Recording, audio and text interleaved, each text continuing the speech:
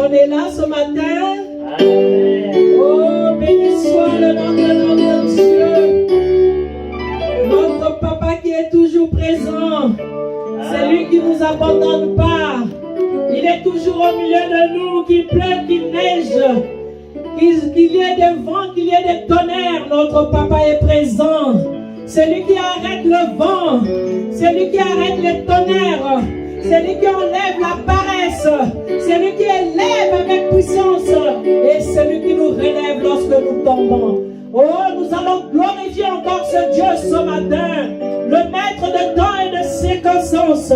Celui qui connaissait cette journée. Qui savait que cette journée de culte, il est toujours là au milieu de nous. Et il savait de quoi nous avons besoin. C'est ce Dieu que nous allons élever ce matin. Oh, lèvons nos voix. Lèvons nos voix. Lèvons nos voix. Oh, il est bon, il est bon, il est bon, il est doux ce Dieu. Oh, le créateur du ciel et de la terre. Celui qui a donné la puissance et le pouvoir. Oh, c'est ce qui enlève devant nous. Tout ce qui enlève notre chemin. Oh, c'est Dieu qui a ouvert les yeux des aveugles. Oh, c'est Dieu qui a bouché les oreilles des sourds. C'est Dieu qui a relevé les malades. C'est Dieu qui a réconcilié les familles dernières. Oh, celui-là qui a marié des personnes qui ne s'attendaient pas.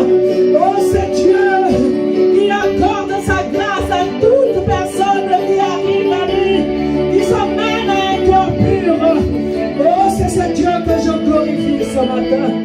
C'est ce Dieu que je magnifie ce matin. Le Dieu qui m'a attiré. C'est ce Dieu que je glorifie ce matin. C'est Dieu qui se me relève. C'est ce Dieu que je glorifie ce matin. C'est Dieu qui guide mes pas.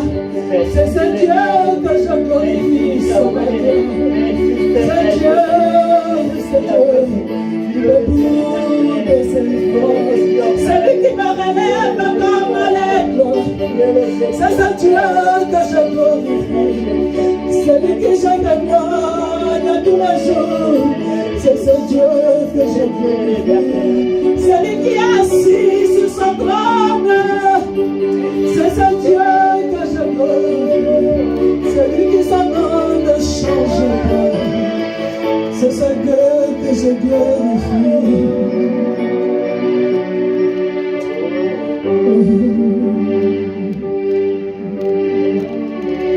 Oh Dieu,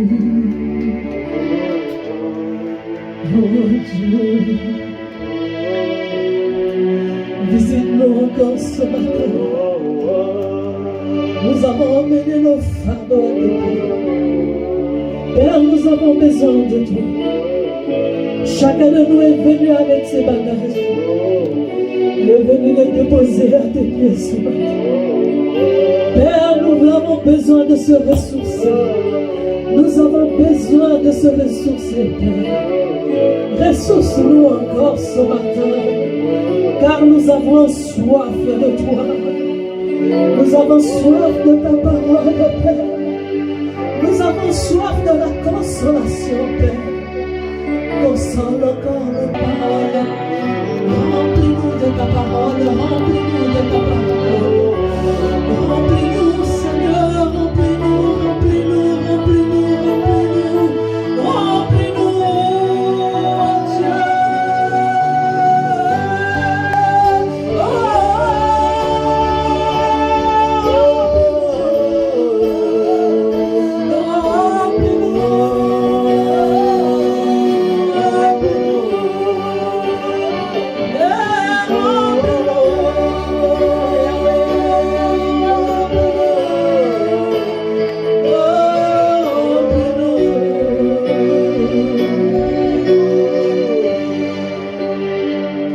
Merci Saint-Esprit de faire ton entrée ce matin. Merci pour ta présence dans ce lieu. Je sais qu'il y a un corps qui va changer encore ce matin. Je sais qu'il y a un malade qui sera guéri, Père. Je sais que tu vas résoudre un problème difficile, Père. que soit le problème qui est caché, Saint-Esprit, je sais que tu vas apporter la solution. Que ça soit sur les réseaux sociaux, tous ceux qui nous suivront, tu vas apporter une solution. Que les malades guérissent, Père.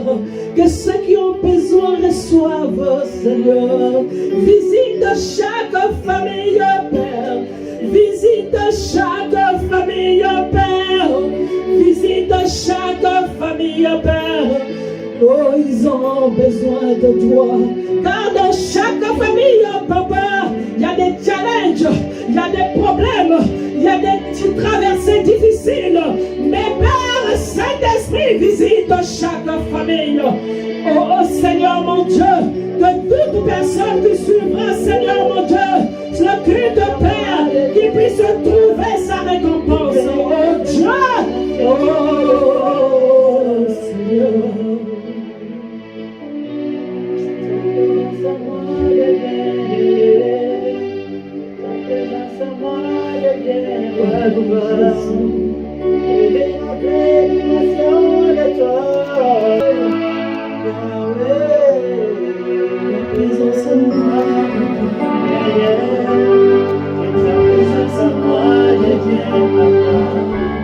Je veux une autre dimension de toi.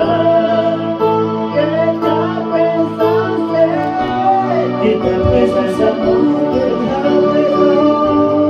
ta présence, je veux une autre dimension de toi. Que ta présence est, que ta présence à moi devienne, que ta présence à moi devienne.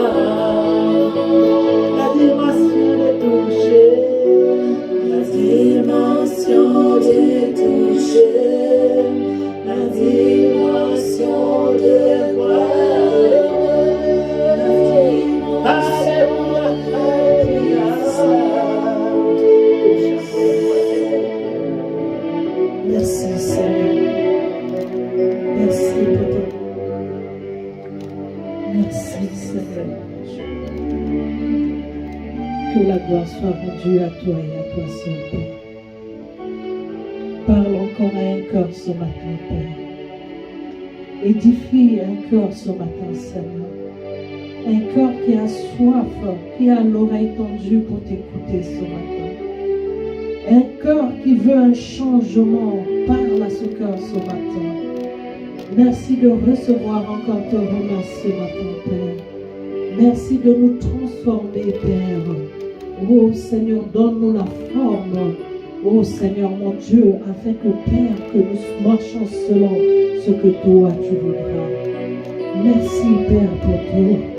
Que la gloire, la magnificence revienne à toi et à toi seul. Merci Seigneur. Amen, amen, amen. Amen. Amen, amen, amen, amen. Alléluia.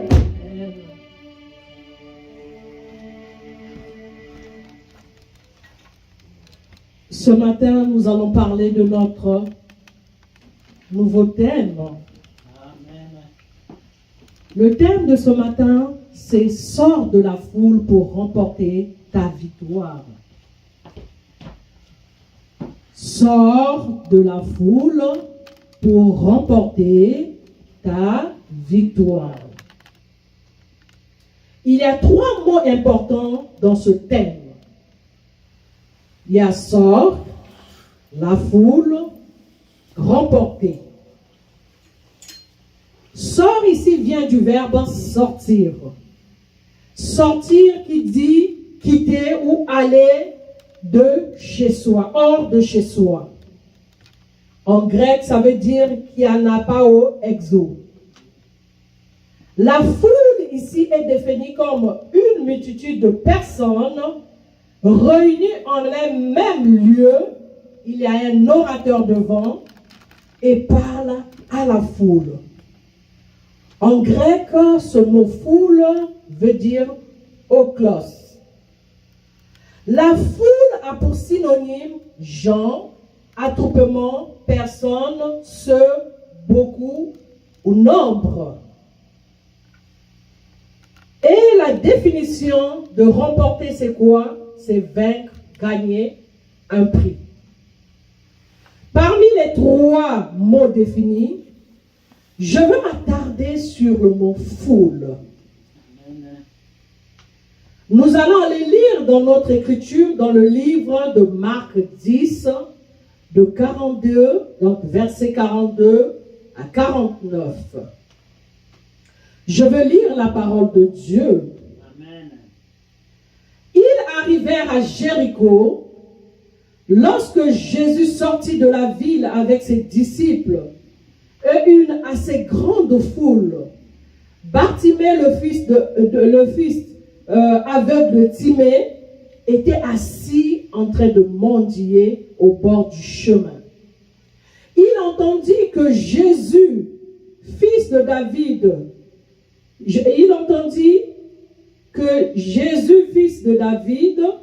Jésus, aie pitié de moi. Beaucoup le reprenaient pour le faire taire, mais il cria beaucoup plus fort.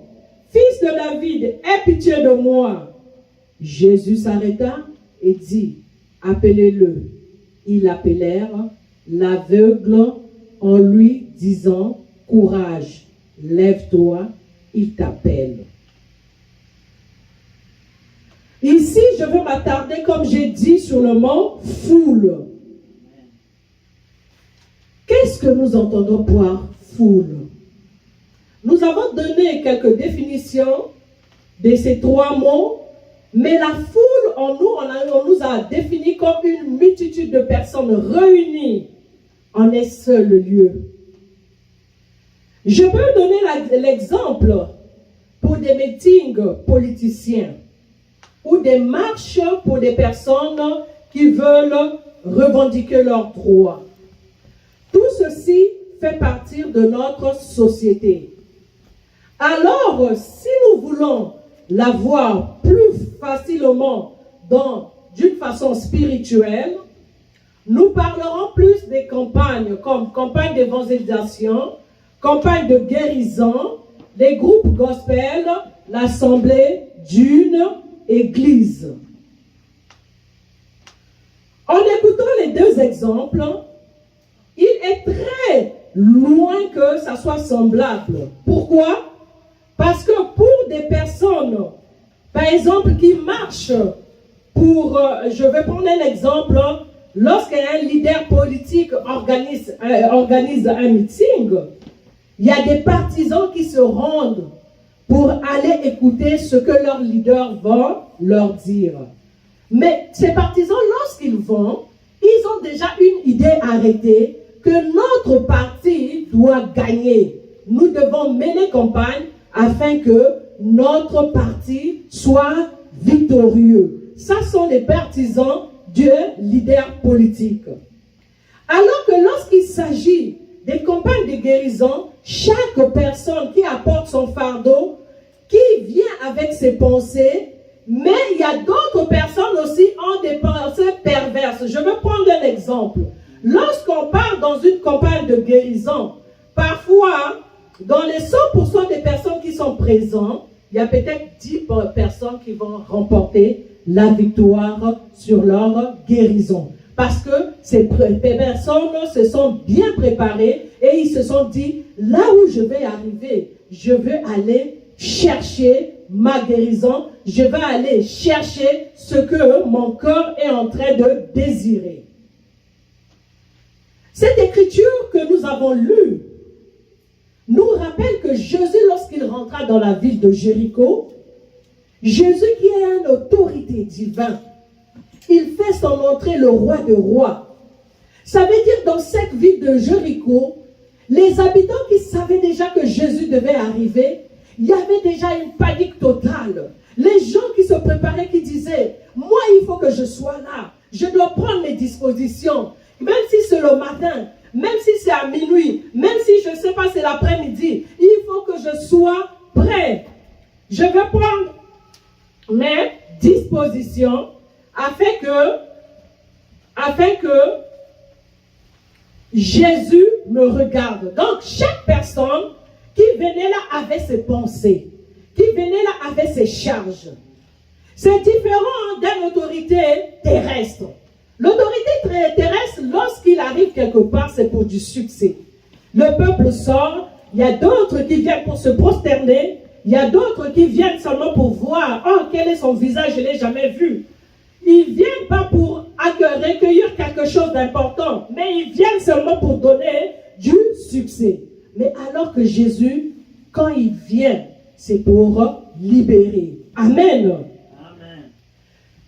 Mais quand Jésus arriva, dans la foule, il y avait des malfaiteurs, il y avait des voleurs, il y avait des rongeurs, il y avait des cruels, il y avait des délinquants, il y avait des personnes, donc chacun venait avec son caractère, avec son besoin. Ils étaient là. Il y avait des prostituées. Tout type de personnes se trouvaient dans ce lot de la foule. Et tous étaient derrière lui. Ils le suivaient. Mais quand ils le suivaient, quels étaient leurs besoins? Est-ce que c'était pour venir voir seulement Jésus qui a fait l'entrée dans Jéricho? Ou bien ils venaient pour chercher quelque chose qui va guérir leur corps, chercher une parole qui va guérir leur âme? Et voilà, il y a quelqu'un qui était assis. Cette personne n'avait même pas des yeux, il était aveugle, il n'avait pas les yeux ouverts, mais il écoutait au travers ses oreilles. Lui qui était assis, il a entendu que Jésus est là. Aussitôt, il voulait la guérison. Il a fait quoi? Il a crié, Jésus, fils de David. Pendant ce temps qu'il criait, on a dit que dans la foule, chacun est venu avec son caractère, avec ses pensées. Il y a certains qui commençaient à le faire taire. Oh, toi aussi, tais-toi. Pourquoi tu cries? Il y a d'autres, peut-être les juriens même. Ah, dites-la toi l'aveugle là. Ne viens pas embrouiller les gens. Et il le repoussait par des injures, par des insultes. Mais ça n'a pas frustré Bartimée. Bartimée, au contraire, il a continué à crier parce qu'il voulait que quelque chose se passe dans sa vie. Amen. Amen. Parce que quand Jésus passe, rien que quand il est en train de marcher, il est en train de libérer. Il libère l'autonomie. Il libère le baptême de feu. Il libère les assainissements de la vie. Il libère la paix. Il libère la guérison. Il libère l'amour. Il libère la stabilité sur tous les plans. Il libère la fertilité pour tous ceux qui sont emprisonnés. Donc l'arrivée de Jésus, quand il est quelque part, toute chose devient nouvelle. Amen. Amen. C'est bien que quand je prends cette image, j'essaie de voir l'aspirateur. Peut-être l'aspirateur et tout. Mais nous allons voir des échangeurs de l'air dans les maisons. Lorsqu'on veut sortir, faire rentrer un bon air dans la maison, qu'est-ce qu'on fait? On met l'échangeur en marche pour que l'air qui est dans la maison pollué un peu sorte et l'air frais rentre dans la maison. C'est la même chose lorsque Jésus arrive quelque part. Les choses doivent changer. Donc quand il arrive, il aspire tout ce qui est pollué parce que c'est lui qui a accepté de payer le prix. Et il libère tout ce qui est bon, afin que ses enfants ne manquent de rien. Et voilà que malgré les mentalités de toutes ces personnes emprisonnées, ceux qui voulaient seulement rester dans la foule et qui empêchaient que celui qui était sorti de la foule puisse gagner à sa guérison, il a fait quoi? Il a libéré maintenant ce qu'il avait réservé pour Bartimée. Pourquoi? Parce que Bartimée avait un cœur préparé pour recevoir sa guérison. Amen. Amen. Est-ce que toi qui es ce matin ici, tu es venu avec un cœur préparé pour dire, il y a quelque chose qui va se passer, je veux que Jésus-Christ libère une parole de fertilité dans ma vie. Parce que lorsque nous quittons la maison et que nous venons à l'église, nous devons être préparés comme Bartimée. Il y a les gens qui voyaient Bartimée comme un rien, parce que pour eux, c'est un mendiant. Il est assis là, il ne fait rien. Si on ne donne pas, comment il va manger? Mais alors que ce Bartimée qu'on négligeait, c'est de là qui était sorti quelque chose de bon. Amen. Amen. Bartimée, lorsqu'il a entendu la voix les cris, les gens criaient, lui, il avait sursauté. Il a dit, oh, c'est qui passe? Mais il y a d'autres qui disent, mais tu ne sais pas que c'est Jésus qui est là? Ah, Jésus qui est là. Bien-aimé, je veux te poser la question ce matin. Est-ce que lorsque tu entends le nom de Jésus-Christ, tu sursautes? Est-ce que le nom de Jésus-Christ a déjà sursauté dans ta vie, dans ton cœur? Ou bien tu traites Jésus comme ton ami un ancien ami d'école, que tu dis, ah, mon ami là, on avait mangé des beignes ensemble, on s'est partagé les arachides, on a fait ceci, on a fait cela. Non, Jésus-Christ, c'est une autre dimension. Amen. Amen. Lui, il n'est pas l'ami de l'école primaire. Il n'est pas ton collègue de travail, mais il est le libérateur de ta vie. Amen. C'est pour cela, lorsque tu es dans la foule, tu dois sortir de cette foule pour gagner ce que Jésus-Christ a réservé pour toi. Pour sortir de la foule, c'est quoi? C'est condamner le vieil homme qui est en toi. Beaucoup vont dire, mais le vieil homme, c'est quoi? Les habitudes. Chaque personne a son vieil homme.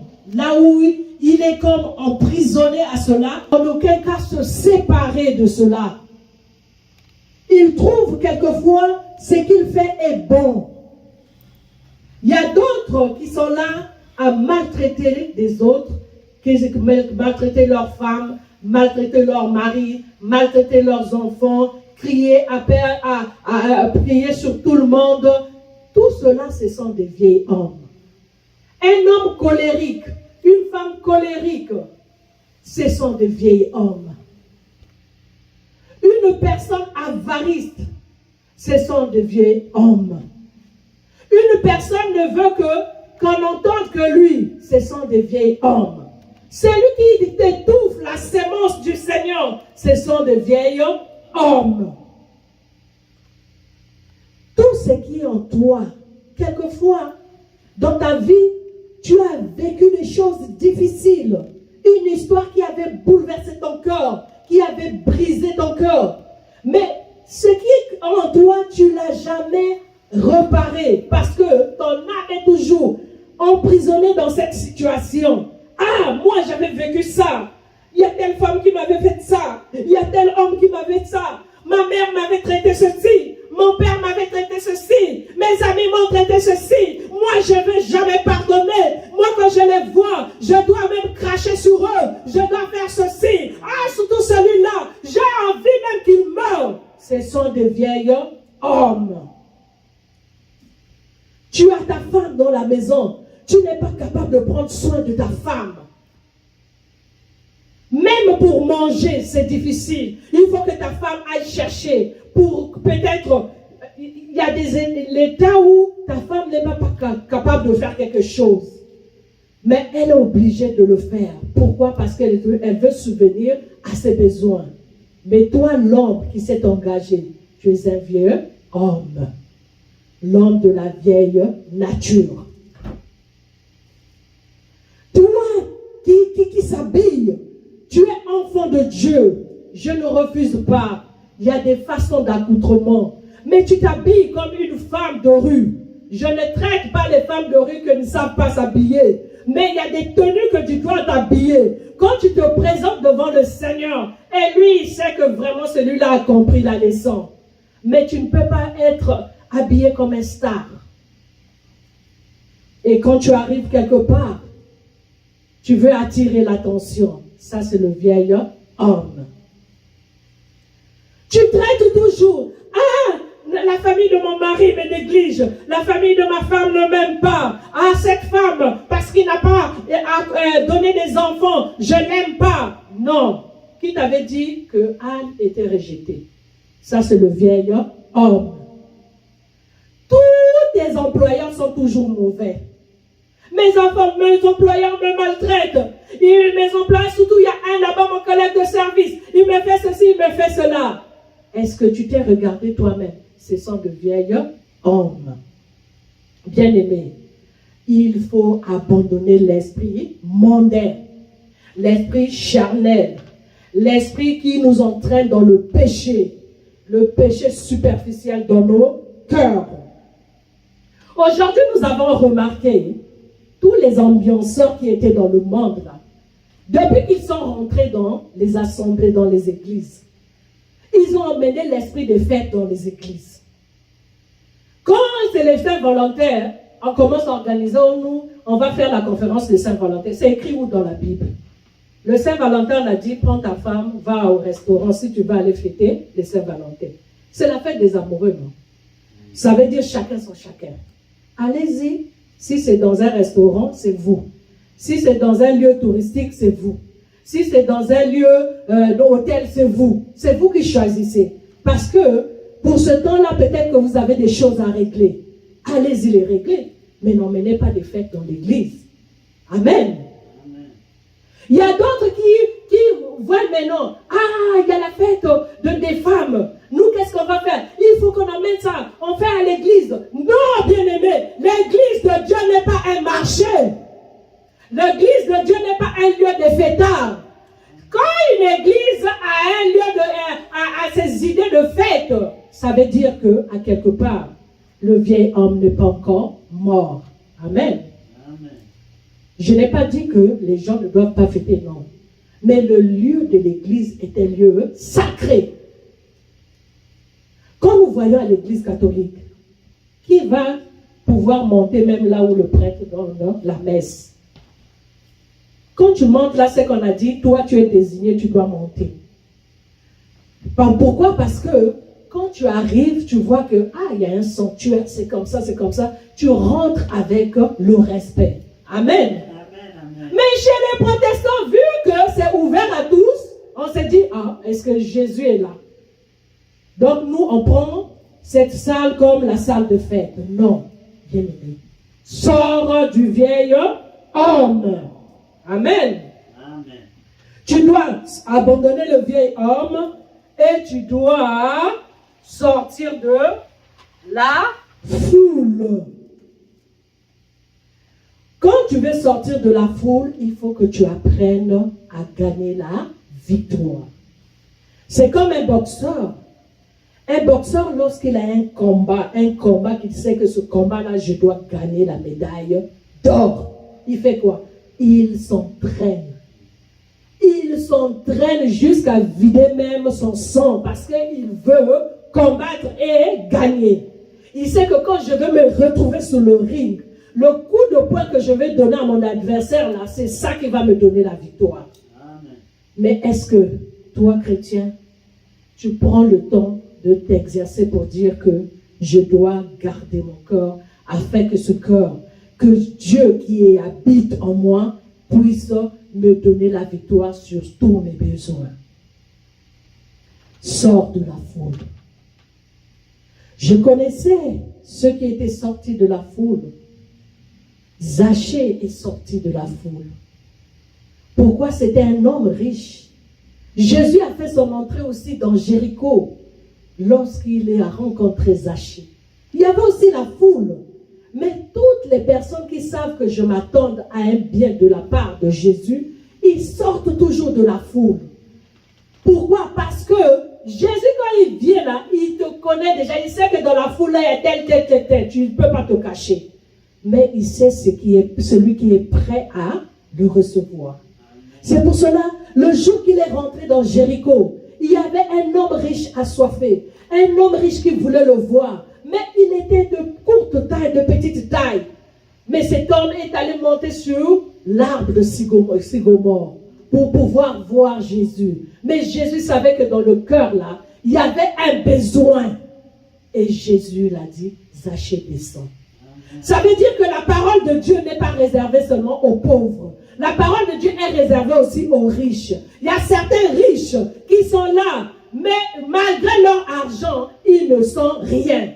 Ils sont pauvres de la parole parce qu'il leur manque quelque chose. Amen, amen. Même si aujourd'hui, ils peuvent mourir, on prend leur corps, on prend le cercueil, on emmène dans l'église. Ça, c'est de pipeau. Il n'y a rien de bon. Parce que l'homme doit se préparer pendant qu'il est en vie. La parole de Dieu doit être ton ami pendant que tu es en vie. C'est pour cela, Zachée était sorti de la foule. Là, vous pouvez aller lire dans Luc 19, 1 à 10 à la maison. Il y a Esther aussi qui est sortie, qui a jeté, donc qui a mis à côté sa couronne de royauté. Pourquoi? Parce qu'elle voulait sauver son peuple. Il y a Néhémie aussi qui travaillait avec le roi, a abandonné le salaire qu'il gagnait pour dire, je sors d'ici, je vais aller servir notre Dieu. Sors de la foule. Crucifie ta chair. Notre ville de Grimby a besoin d'une parole qui va impacter. Nous ne sommes pas venus à Grimby pour voir la beauté, pour voir ceci, mais nous avons une mission à accomplir dans cette ville. Nous avons une mission à accomplir dans cette nation. Cette nation qui a abandonné le Seigneur, qui a tourné le dos. Arrêtons de se faire des conflits. Arrêtons de faire des préjugés. Arrêtons de disloquer les autres. Mais nous avons besoin que la parole de Dieu puisse aller au plus loin possible. Parce que ce peuple doit changer. Amen. Galates 5, 24 nous dit quoi? Ceux qui sont à Jésus-Christ ont crucifié la chair avec ses passions et ses désirs. Ça veut dire que tu dois apprendre à écraser ta chair. Tous les désirs qui passent au travers de toi, les désirs d'infidélité, les désirs de l'excès de table, les désirs des désirs sexuels qui n'ont même pas de sa place, tu dois apprendre à les écraser. Il faudrait que tu fasses des efforts pour crucifier ta chair afin de sortir de la foule. Ce matin, tu dois sortir de la foule. Tu dois sortir de la foule. Hébreux 4, 16 plutôt nous dit quoi? Approchons-nous donc avec assurance du trône de la grâce afin d'obtenir miséricorde et de trouver grâce pour être secourus dans nos besoins. Lorsque nous approchons du Seigneur, nous devons être prêts à recevoir le réma qui va aller guérir, restaurer notre âme. On n'approche pas du Seigneur avec un cœur rempli, avec des désirs qui surpassent notre entendement. Non, nous devons venir simple au pied du Seigneur et nous devons recevoir ce qu'il a prétendu nous donner. Amen. Amen. Sortez de la foule. Sortez de la foule veut dire quoi encore? Tu dois écouter la parole de Dieu avec attention et cette parole te fera grandir. Si tu n'écoutes pas la parole de Dieu, tu ne peux pas grandir. Écouter la parole, ce n'est pas seulement à l'église. Même chez toi, il y a des prédications que tu sais que ça, quand j'écoute, ça édifie mon âme. Tu dois avoir l'habitude d'écouter la parole, de lire la parole, afin que tu puisses tuer le vieux homme qui est en toi et grandir dans cette parole. Tu dois aimer la prière. C'est vrai que nous sommes pris par le travail, par ceci, mais il faudrait qu'on donne une heure.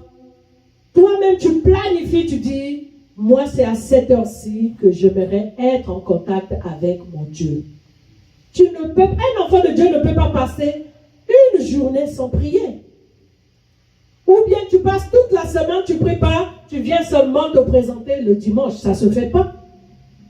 Dieu, tu le rencontres même chez toi dans ta maison. Il est chez toi, il est présent partout. Tu le rencontres dans ton travail. Tu le rencontres même dans la rue. Il est là.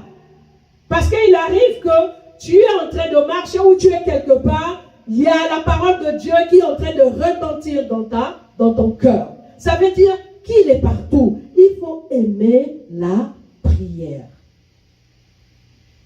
Et marcher avec sincérité selon le Saint-Esprit. C'est pas toi qui vas guider le Saint-Esprit, mais c'est le Saint-Esprit qui doit te guider. Parce que c'est lui qui doit te parler, il doit t'édifier, il doit te dire quoi faire. Mais tu n'as pas les ordres à donner au Saint-Esprit. Lorsque tu commences à donner des ordres, à quelque part, tu commences à frustrer le Saint-Esprit et jusqu'au moment où il va se éloigner de toi. Amen.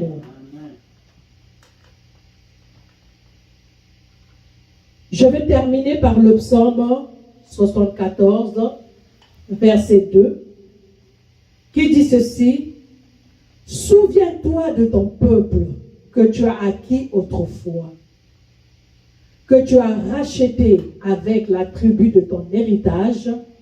Souviens-toi de la montagne Sion où tu faisais la résidence. Ce matin, tu dois regarder ce qui est au-dedans de toi. Tu vas poser ta main sur le cœur, tu vas parler à ton cœur. Tu vas rappeler à Jésus-Christ de se souvenir de toi. Qu'il se souvienne pour un bien quelconque que tu as fait à quelque part, un geste que tu as posé. Tu vas dire, Seigneur, Père, regarde-moi, regarde mon cœur. Je souffre. J'ai un manquement. Je veux la guérison. Je veux que ce qui est au-dedans de moi, cette maladie puisse me quitter. Je veux que les challenges que je suis en train de traverser, que ça puisse quitter. Je veux que, Père, ce que je n'arrive pas à obtenir, que je puisse l'obtenir, parce que j'en ai besoin. Oh, tu as dit, approchons avec assurance. Ce matin, je m'approche avec assurance. Je m'approche à toi. Oh Seigneur mon Dieu.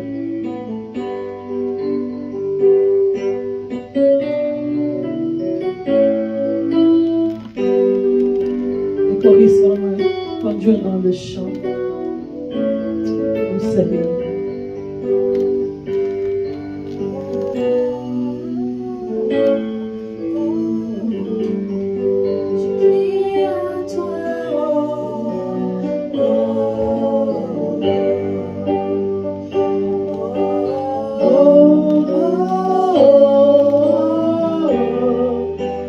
crie à toi.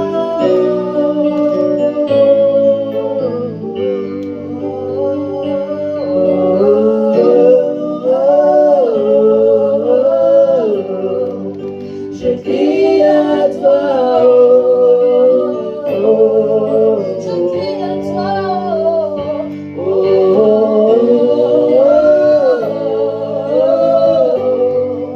Je crie à toi. Mon âme crie à toi.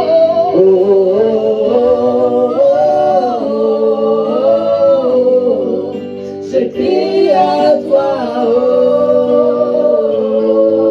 Je crie, je crie à toi.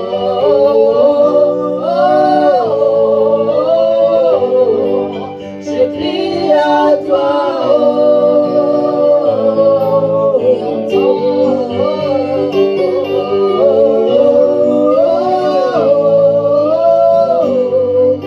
Je crie à toi.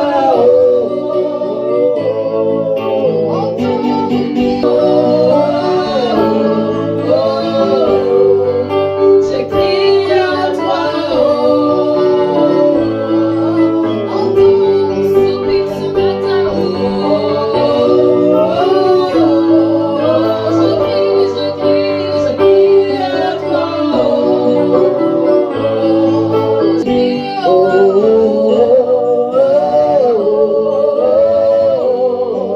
Je crie à toi. Je soupire, je crie, je crie.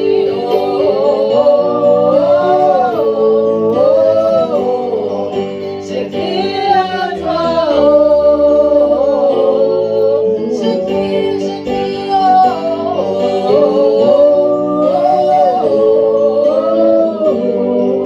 Je crie à toi.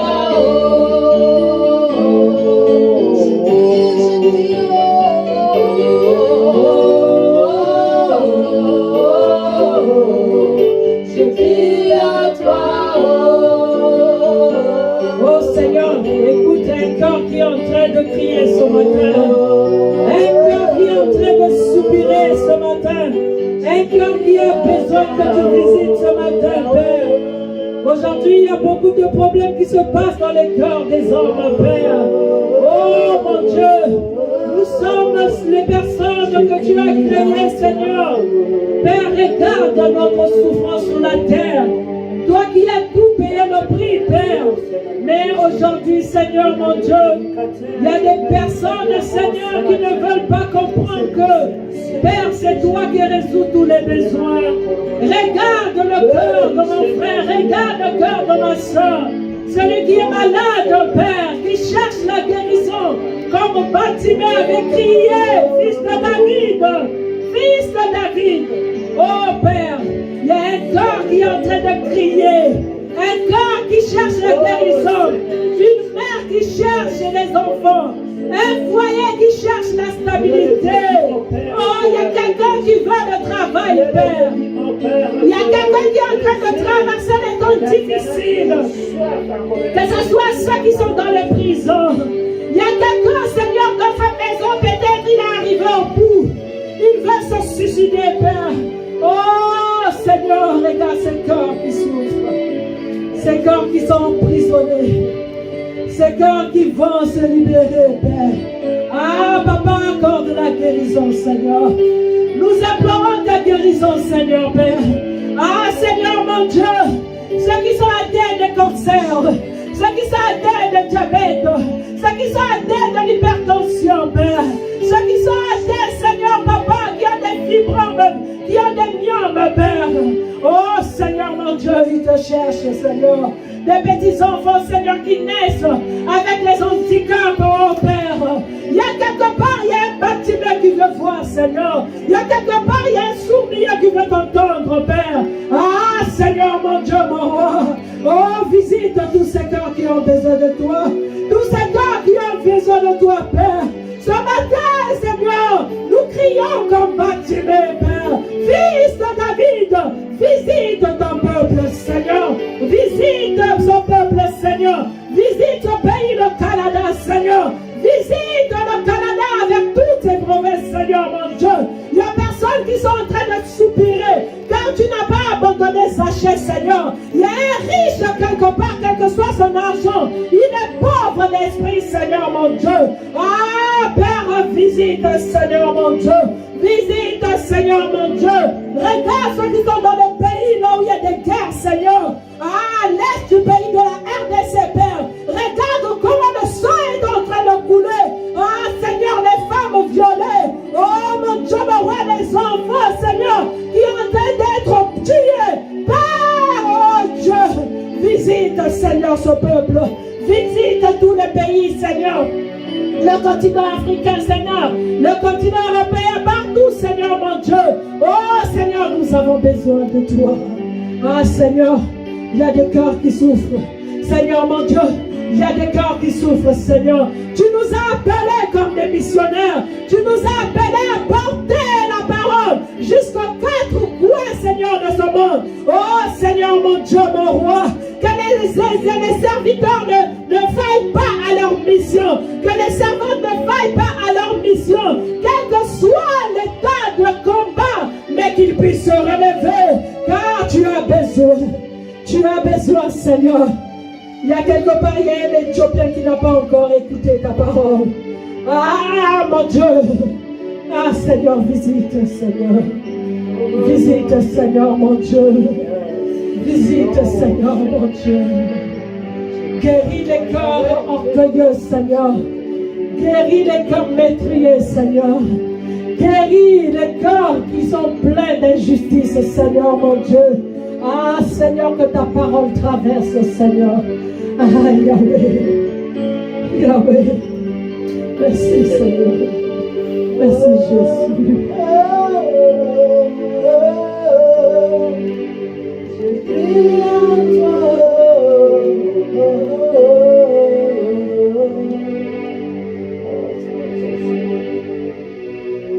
Merci, Seigneur. Merci, Seigneur. Merci, Seigneur Jésus. Alléluia. Amen, amen. Merci, Seigneur. Amen, amen.